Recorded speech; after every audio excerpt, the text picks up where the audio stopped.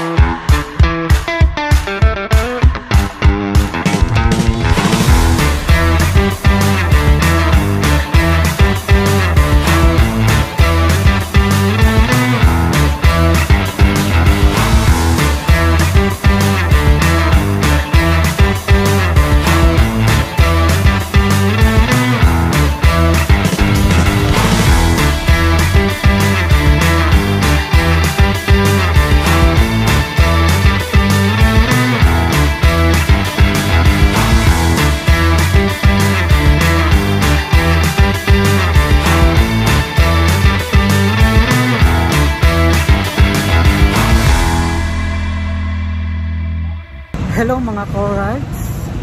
So katatapos lang po natin ng contract signing dito sa Concentrix. So far so good naman.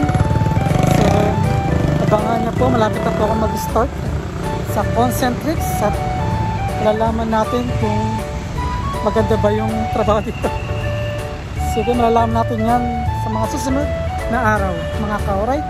Kaya abangan nyo ang ating journey dito sa Concentrix.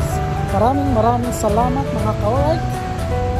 Sana supportahan niyo po ako sa aking journey ngayon dito sa Concentrix. Thank you.